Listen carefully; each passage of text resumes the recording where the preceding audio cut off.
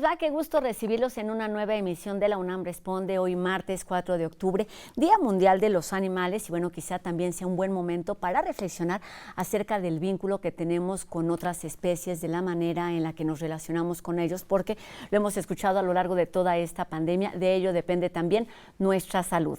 Y bueno, el día de hoy comenzamos con buenas noticias. Les queremos platicar que 21 rectores y vicerrectores de universidades alemanas estuvieron de visita aquí en la UNAM para manifestar su deseo de estrechar vínculos académicos, de trabajo y de investigación con nuestra casa de estudios. Los representantes germanos señalaron que la Universidad Nacional es una de las principales opciones de América Latina para vincularse en las áreas de biotecnología, de inteligencia artificial y de economía sostenible. Estos lazos también permitirán que puedan incrementarse las estancias de estudiantes mexicanos en Alemania y además fortalecer las relaciones culturales e históricas entre universidades y también entre naciones.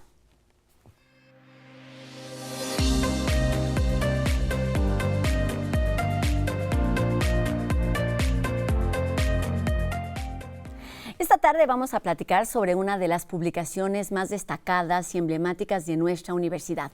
Se trata de la revista Punto de Partida, que comenzó en 1966 como un espacio para difundir la creatividad literaria de estudiantes universitarios, pero bueno, con el paso de los años se ha consolidado como un espacio abierto al talento mexicano de jóvenes menores de 35 años. Este gran proyecto Punto de Partida ha crecido y se ha diversificado y bueno, por ejemplo, actualmente se encuentra celebrando el 15 aniversario de Punto en Línea, donde se promueve también la creación literaria de vanguardia, atrevida, novedosa y muchas veces transgresora.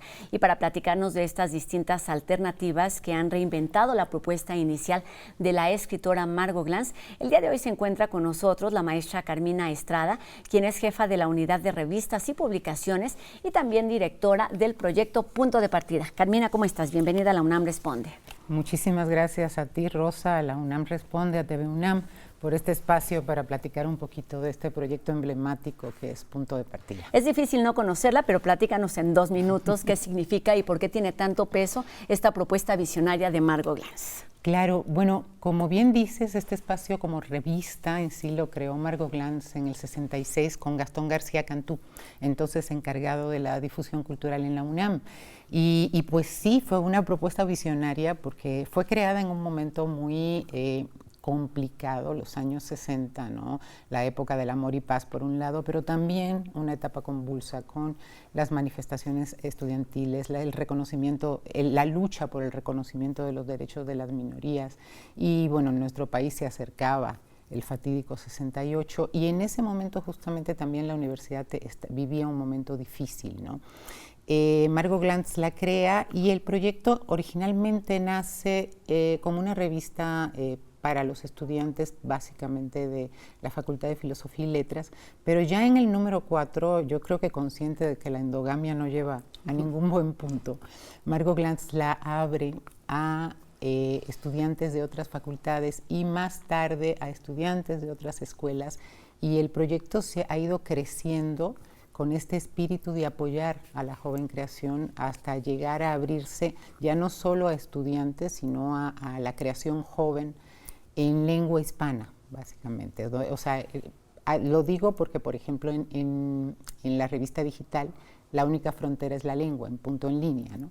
Claro. Entonces, a grandes rasgos, esa es la historia. Han pasado distintas épocas, distintas etapas. Platícanos de esto, lo van clasificando de acuerdo a etapas, están viviendo la tercera era. ¿Qué significa esto y qué es lo que lo va aportando cada una de ellas para mantenerla viva, vigente y muy activa además? Claro, bueno, la primera etapa es la de la creación de Margo Glantz, esta que decimos, ¿no? Luego, en los 70s, ella hizo 19 números. En los 70 toma la estafeta Eugenia Revueltas, en 1970, y posteriormente con Marco Antonio Campos son esta segunda época. En esta época la revista se abrió a otras disciplinas, ya no solamente a la literatura, ¿no? Sino que incluía materias de ciencia, o sea, trabajos, incluía estadística, digamos, se abrió a más disciplinas, sobre todo de humanidades, pero también de ciencias duras.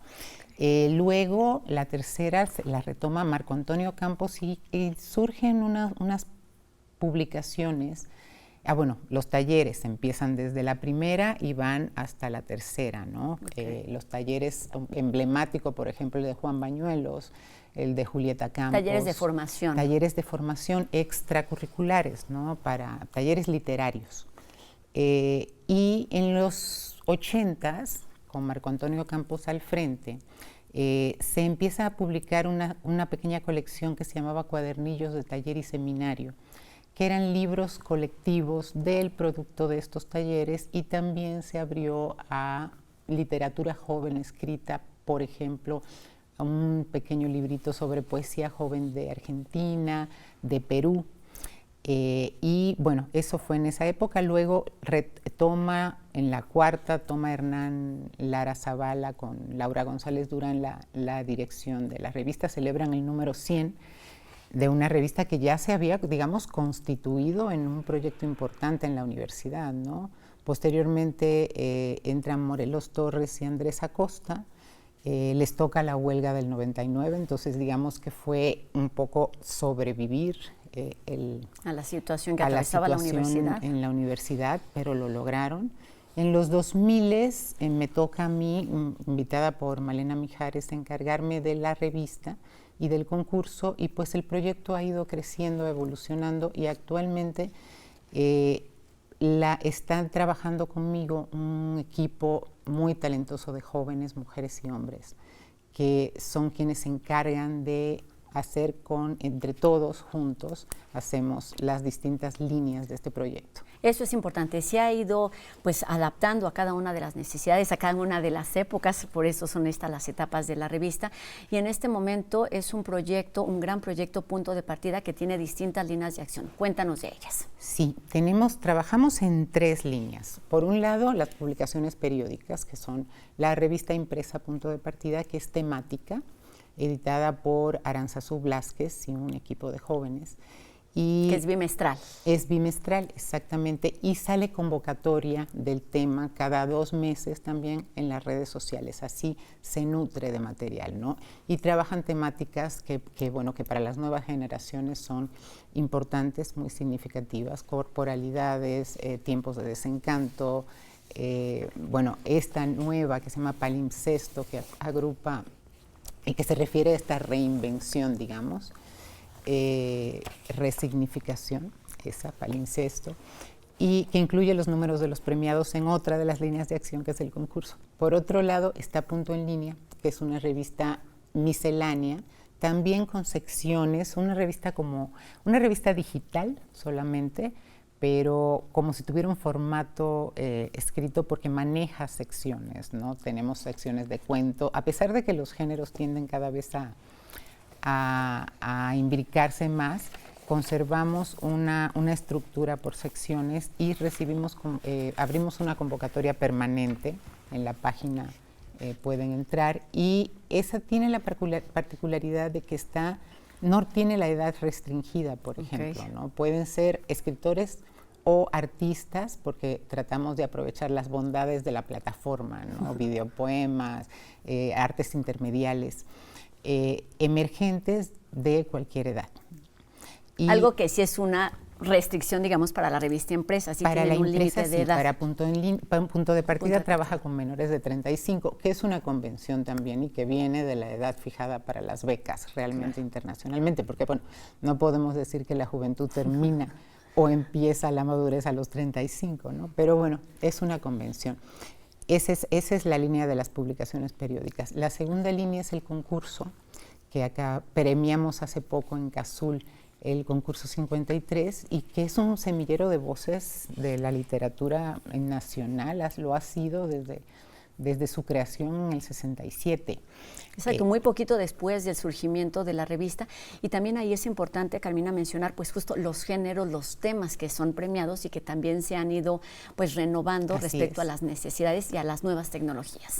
Así es, por ejemplo, premiamos los clásicos, ¿no? Cuento, minificción, poesía, ensayo literario, pero tenemos un fuerte énfasis en crónica también, un fuerte énfasis también en géneros visuales. Entonces se premia también fotografía, gráfica, y desde hace 2 años narrativa gráfica, digamos que respondiendo al interés que hemos visto que se ha generado en la comunidad de jóvenes, estudiantes, por el contenido visual de la impresa, ¿no? Que tiene una sección de narrativa gráfica de cómic que se llama Tinta Suelta. Entonces, a partir de ahí decidimos lanzar esta convocatoria también esta categoría en narrativa gráfica en el concurso. Y también, están de manteles largos, están festejando 15 años de Punto en Línea, que es pues un aniversario para sí reflexionar sobre lo que se ha hecho, pero también para mirar nuevos horizontes y para hacer nuevas propuestas. ¿Cómo está sucediendo? ¿Cómo están viviendo este aniversario, Carmina? Así es, publicamos un número más que doble, casi triple, con el tema de la celebración. Por primera vez hicimos, no por primera vez, porque en pandemia también lo hicimos, con Vivir el Encierro, pero hicimos una convocatoria temática esta vez con el tema de la celebración, a ver cómo nos iba, porque estamos en un momento en que, la celebración no podemos olvidar la pandemia, ¿no? Que estamos todavía en esta situación. Pero tuvimos muy buena respuesta y se hizo un número bastante extenso, como un número celebratorio de esos, además 100 números, coincidieron los 15 años con el número 100, claro. Azar. Sí.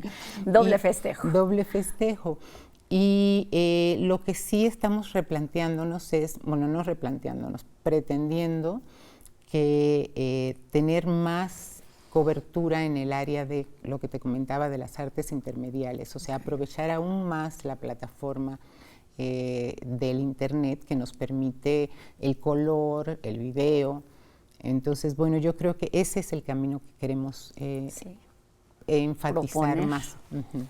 Y es importantísimo algo que, estas dos publicaciones y los concursos han venido a ser la solución y también una plataforma, un semillero para nuevos talentos, para nuevas voces. Ya no quiero hablar de todos estos escritores que han pasado primero por Punto de Partida y que han sido reconocidos o que son ahora escritores de verdad de gran valía. Por ejemplo, Juan Villoro es uno de ellos, pero podemos mencionar muchos más. Pero para todos estos contenidos que parecen no caber en los formatos de las revistas y de las publicaciones periódicas, tienen otra línea que es la publicación de libros y nos decía si están trabajando ya el número 24. ¿Cuál es el concepto de esta línea? Sí, estos libros tienen el antecedente en los cuadernillos que te comenté hace un ratito de taller y seminario, ¿no? Y a mediados de los 2000, pensamos que ya varios de los autores que teníamos rebasaban, digamos, como bien dices, el material posible en una revista impresa, que era nada más en ese momento. Entonces empezamos a sacar libros, pequeñas antologías. La primera fue una de cuento y la segunda fue una de poesía, un orbe más ancho.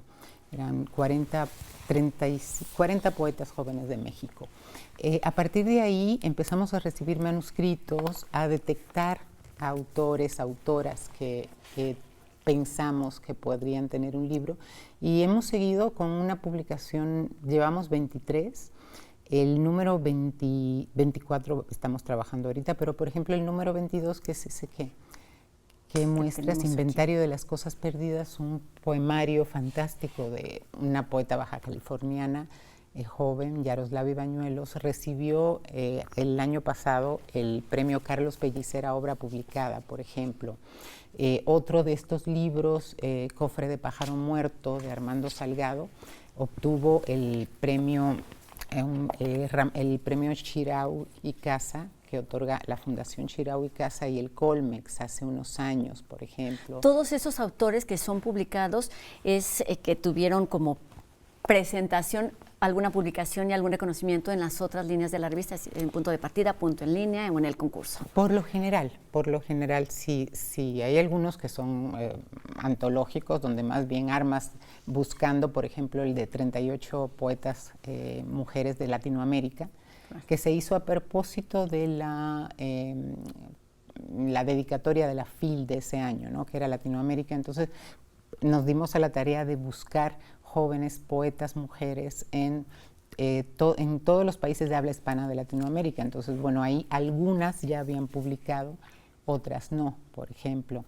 Pero sí, Yaroslavi salió, la descubrimos, si pudiera decirse así, aunque porque ya tenía un libro publicado en su estado y varios premios ganados, pero la conocimos más bien a través de una publicación en Punto de Partida y posteriormente en Punto en Línea.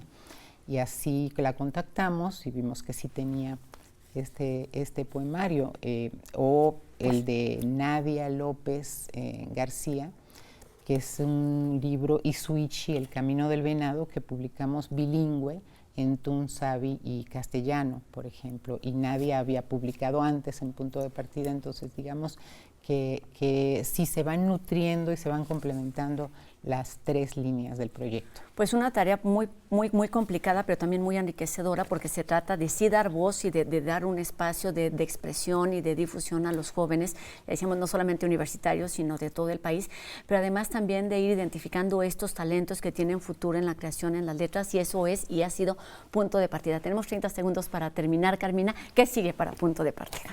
Pues sigue seguir trabajando en este proyecto, fortaleciéndolo, creciendo y sobre todo invitando a nuevos públicos, tender puentes con esas nuevas comunidades lectoras, ¿no? Acérquense a las redes de Punto de Partida, de Punto en Línea, en Instagram, en Facebook, en Twitter, ahí están las convocatorias y participen con nosotros en este proyecto que nació en la universidad y que se ha extendido, digamos, a toda la República. La invitación muy sencilla es a leer, a escribir, a expresarse, pero además hay que hacer la invitación también a todos ustedes, porque pues Punto de Partida, Punto en Línea se han convertido también en un gran archivo y podemos revisar todo este material en los sitios que han estado apareciendo en nuestra pantalla, puntodepartida.unam.mx y puntoenlinea.unam.mx.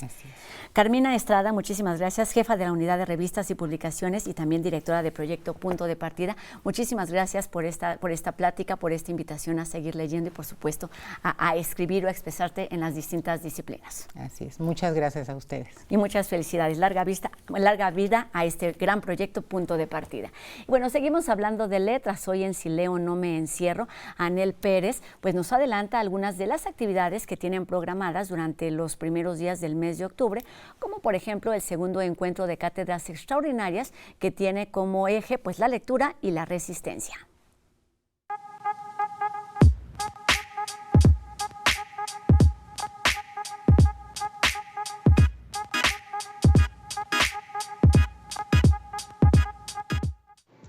Hola, bienvenidos a este espacio dedicado al fomento a la cultura escrita.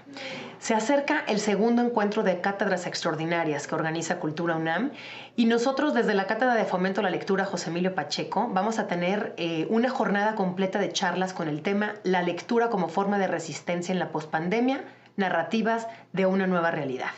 Vamos a tener una sesión virtual y una sesión presencial.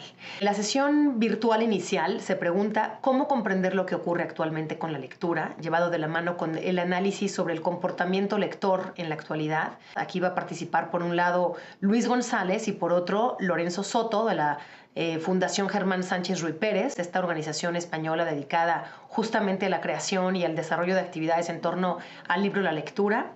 Luego una segunda charla que hablará sobre cómo diseñar las políticas de fomento a la lectura en esta época, haciendo énfasis en propuestas para nuevos enfoques del fomento a la lectura. Vamos a compartir inventarios de programas de fomento a la lectura en Europa con diferentes tipos de clasificaciones. Imparte María José Gálvez, directora general del Libro y Fomento a la Lectura del Ministerio de Cultura en España. Después una tercera mesa de diálogo entre los tres participantes. Todo esto va a ser el jueves 13 de octubre a las 12 horas a través de las plataformas de redes sociales de Universo de Letras. Y ese mismo día, pero de forma presencial, aquí en Cazul, en la colonia Roma, a las 5 de la tarde, vamos a tener a Rubén Pérez Buendía hablando de ciudadanización y lectura en épocas de pospandemia. Luego Rafael Mondragón sobre la construcción de significados desde las nuevas prácticas sociales de lectura y escritura. Y Josefa Ortega sobre proyectos comunitarios como forma de resistencia, redes y narrativas. Así que nos vemos en Cazul o nos vemos en las redes, pero creo que de cualquier manera hay una gran oportunidad para actualizarnos, informarnos y entender de mejor forma estas prácticas de mediación lectora en nuestro nuevo mundo postpandémico. Hay que asistir, no dejarlo pasar. Los informes están en la catedrapacheco.unam.mx. Nos vemos la próxima semana aquí, donde Si Leo No Me Encierro.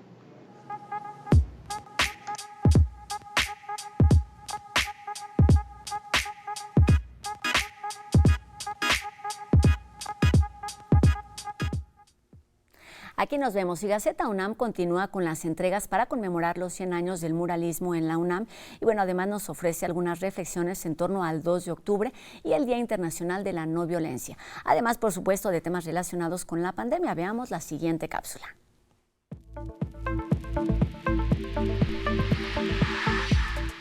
¿Se ha terminado la pandemia o se acerca a su fin?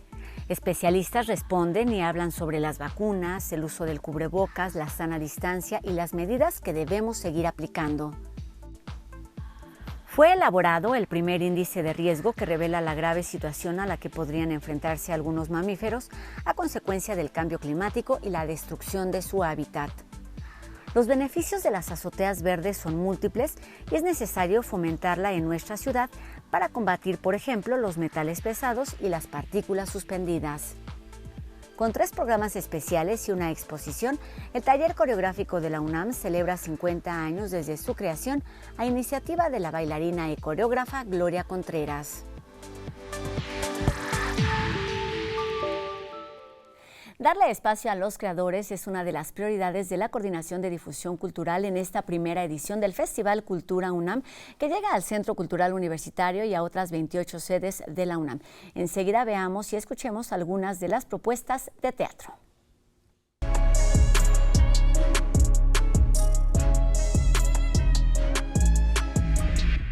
No quiero hacer la función. Tienes que hacerla. Te lo suplico. No puedo ayudarte en eso. Esta obra tiene chistes sobre violación. La gente que se ríe con los chistes de violación debería estar muerta. Bueno, el Festival Cultura UNAM tiene una razón de ser marcada desde la Coordinación de Difusión Cultural de la UNAM muy importante y urgente, que es hacer un gran festejo, una gran programación en donde los principales actores sean les creadores mexicanos. En el caso del teatro hemos preparado 4 producciones, ¿no? 4 obras de estreno en las que diversas creadoras nos van a presentar proyectos de total estreno, de total novedad y que esperamos tengan una larguísima vida. Los 4 proyectos son muy diferentes entre sí. Empezaremos con Nuestro Amado General, dirigida y escrita por Luis Ayllón, en base a un texto de Ibsen, ¿no? Y que es una obra de gran formato, ¿no? En Nuestro Amado General es un proyecto que nace gracias al premio Ibsen que otorga el gobierno de Noruega a artistas escénicos del mundo. Partimos del texto de Espectros de Ibsen. Es un acto oficial. Se devela la estatua en honor a Amado Durán, que es un condecorado general mexicano. De pronto sale la viuda y dice, pues no es lo que ustedes creían, mi marido era básicamente pues un hijo de la chingada. Este es el punto de partida para que se detone todo un delirio. Es muy divertida, es como un collage muy ágil, dura como 1 hora 15 minutos. El público va a tener una licuadora de emociones. Estamos esperando que se pueda seguir difundiendo el trabajo. Por otro lado, en el mismo teatro, en el Juan Ruiz de Alarcón, tendremos una obra coproducida con la Compañía Nacional de Teatro. Esta obra es un texto contemporáneo de una dramaturga chilena, Carla Zúñiga, una obra que en su título confiesa su declaración de intenciones. La obra se titula La violación de una actriz de teatro, es una obra que habla específicamente del tema de la violencia de género y será dirigida por Cecilia Ramírez Romo. Por otro lado, también con dirección de una directora mexicana, presentaremos un texto potentísimo que habla sobre las consecuencias de la guerra, ¿no? Está ubicado en cualquier lugar del mundo que tenga guerra. En este caso, Rebeca Trejo nos acercará a la historia que Waytu Mawat nos propone. Y por último, en el foro Sor Juana Inés de la Cruz podremos ver Pichum, una obra escrita y dirigida por Diego Álvarez Robledo, un texto basado también en Ibsen, diferentes formatos, diferentes temáticas, pero todas ellas nos habla de algo que nos está sucediendo como sociedad en nuestro país. Y por último, una enorme invitación a todas, todos, todes. El teatro, los teatros de las diferentes instalaciones del Centro Cultural Universitario están totalmente abiertos para ustedes, para reencontrarnos en una actividad absolutamente festiva, pero también absolutamente crítica y propositiva.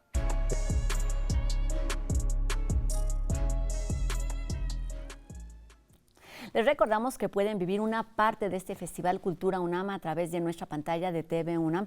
Es importante que estemos atentos a la cartelera diaria para revisar los horarios y las propuestas que tenemos en esta pantalla. Y también les recordamos que nuestras vías de comunicación están abiertas en todo momento para que sigamos haciendo juntos este programa. Queremos recibir sus dudas, sus comentarios y los temas que les gustaría que aquí abordáramos. Con esto terminamos nuestro programa de hoy, también con la invitación para que nos acompañen el día de mañana en una nueva emisión de La UNAM Responde, por supuesto 2:30 por TV UNAM. Adiós.